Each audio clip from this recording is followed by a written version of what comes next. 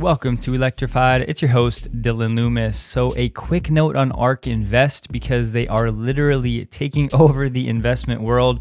So far this year, they've taken in over $3 billion in assets.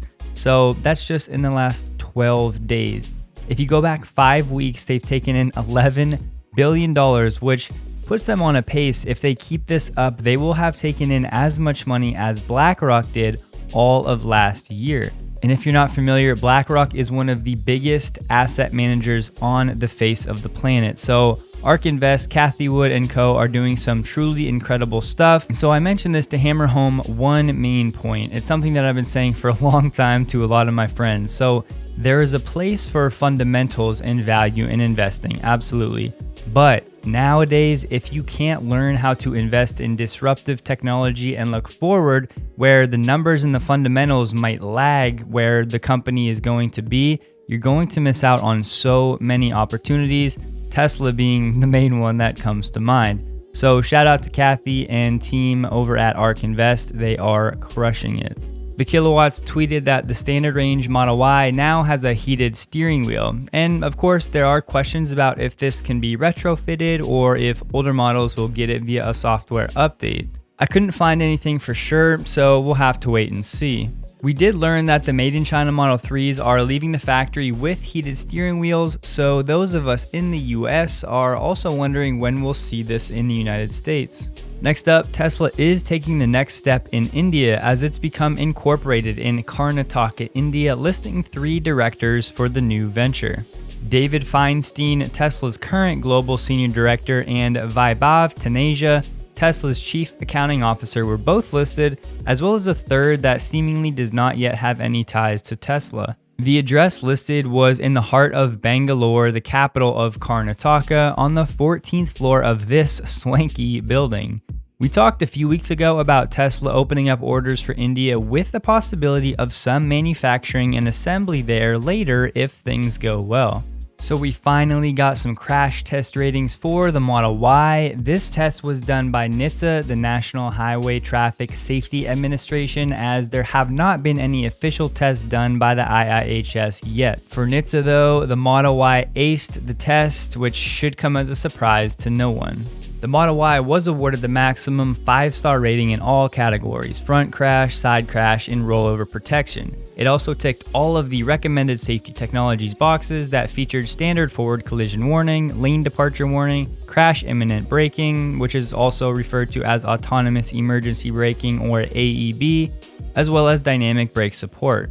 And so maybe it's just me, but I feel like us in the Tesla community get so caught up in Tesla's flashiness and the fanciness that is Tesla and technology, and that's all good and there's a place for it. But we overlook too often the importance of safety in the vehicle, and Tesla is literally the best on the road. So of course you never want to get in an accident, and that's where things like autonomy and full self-driving and all of these driver assist features come into play to help avoid getting in an accident. But one of Tesla's best features that is very overlooked, in my opinion, is the safety if and when you get in a crash. Not having an engine and having that frunk space to collapse, to not have anything go into the driver or passengers, is such a huge deal, not to mention all of the other technology that Tesla has built in. They're the safest cars on the road, and this is seriously important. In other words, this matters.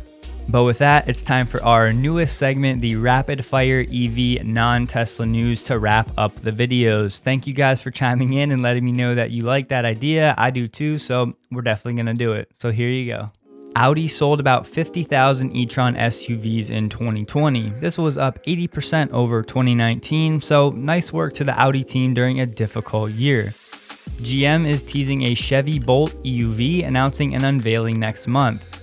This is supposed to be a Bolt-based crossover and a refresh of the Bolt EV. Both are set to enter production this summer. A quick Tesla blip here: when Elon tweeted "use Signal" the other day, people misunderstood him and started buying Signal Advanced stock, sending the stock up 438%. The stock closed at 60 cents on January 6th and hit a high of $70 a few days later. 2 million shares changed hands in a few days, while, get this, 0 shares of the stock were traded on January 4th. Just insane. Back to GM, they announced a new division called BrightDrop that will be building electric delivery vehicles and technology to go with it. The first product will deliver this year in the form of 500 FedEx delivery vehicles. Porsche sold more than 20,000 Taycan EVs in its first year, becoming one of Porsche's best-selling models. Solar power is set to take the #1 spot for new 2021 electricity generating capacity. Utility-scale solar capacity is expected to add 15.4 gigawatts of capacity to the US grid in 2021. This would exceed 2020's 12 gigawatt increase. Alright guys, that's all I got for you today. Please like the video if you did. Consider subscribing for more Tesla content. But with that, I look forward to seeing you in the next video, and I hope that you have a great day.